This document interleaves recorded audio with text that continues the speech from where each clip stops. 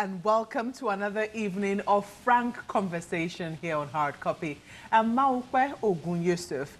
It's been a rather eventful week in the realm of politics, and we'll get even more so in the months to come as we warm up to the 2019 elections.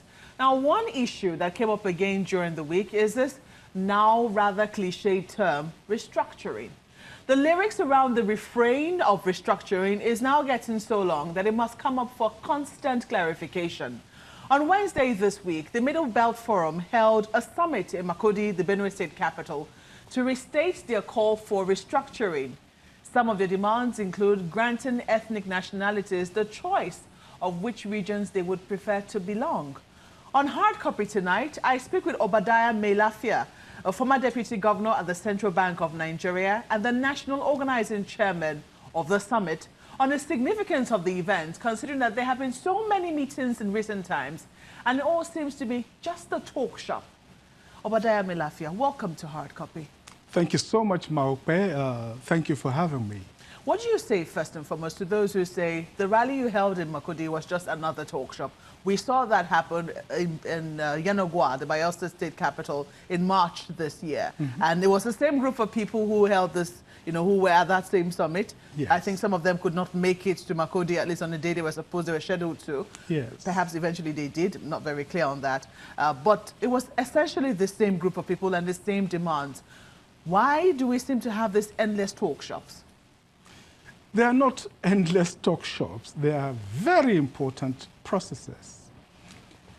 The Middle Belt and the South, the whole South, have decided to come together, and they've been holding a series of talks and summits. The first one was in Yenagoa. There was another one in Enugu. The Middle Belt one is taking place in another couple of weeks. There will be the Lagos one. All these are a series of meetings and summits.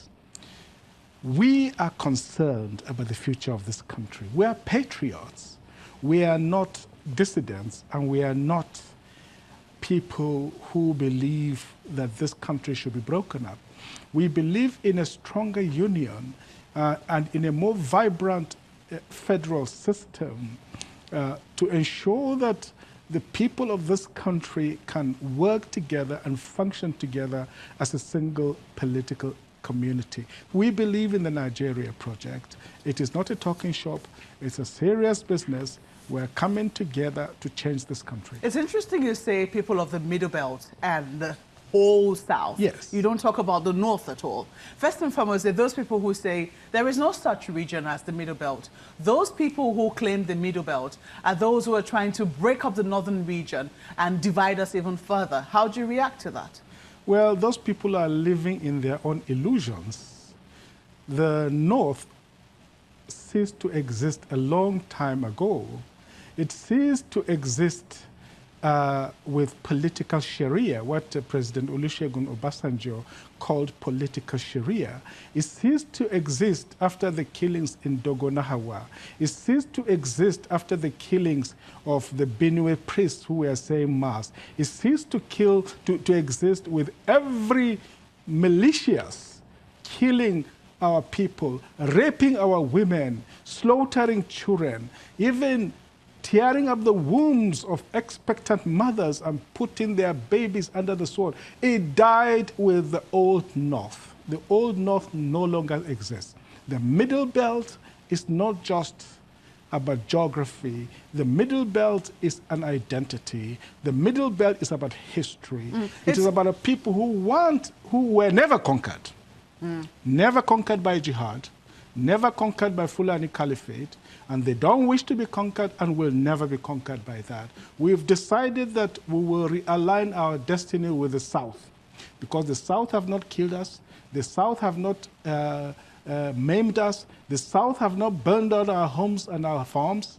So we align with those who share the same views as us. So it does seem that there is a grouse then, a big grouse, which sometimes, travels the realm of politics, sometimes travels the realm of religion, which is some of the issues that you have brought up right now. In many instances, when people talk about the Middle Belt, the North Central states, you come from Kaduna State, if I understand correctly, Yes. but you identify more with the Middle Belt. Some parts of Adamawa also identify with the Middle Belt, but these are states in the Northeast. Yeah. Some of them are in the Northwest, in fact. Yes. But they identify with the Middle Belt. Yes. How broad is this Middle Belt? You mentioned religion. Our vice president is a Muslim. The vice president Of the Middle Belt Forum is a Muslim. Oh, okay. And it is not about religion at all. Many of our strongest supporters are Muslims. There are Muslims in the Middle Belt. In Igala land, there are Muslims. In Nupe land, there are Muslims. In my hometown, half of my family are Muslims. You refer to a jihad? So, yes, but this peaceful conversion is okay, but people that are slaughtering others and killing people, we can never accept that ideology because we were never conquered. We were never at all conquered. That is why we are the Middle Belt. And the Middle Belt is like the English Constitution. It is in the heart and minds of the Middle Belt peoples. That is why Southern Kabi is part of the Middle Belt. Southern Borno is part of the Middle Belt. Southern Adamawa is part of the Middle Belt. Southern Kaduna is also part of the Middle Belt. Anybody that was never conquered by the Fulanis is a Middle Belt person. What's your grouse with the Fulanese? No grouse, except we reject forcible conquest, the ideology of conquest, hiding under the garb of religion, the ideology of hegemony, the ideology of dispossession, trying to take over our land by force, is totally unacceptable to us because our ancestors were never conquered. That is why we are Middle Belt. And, and we will never be conquered. We reject that. It is not a grouse. When you use the word grouse, I think you don't do justice to it. How do you face genocide? You can't just feel just a grouse about genocide. But the question is, it's about who ethnic is cleansing. perpetuating the genocide? The militias that call themselves Fulani herdsmen. We hold them responsible for this wicked aggression against an unarmed and defenseless people.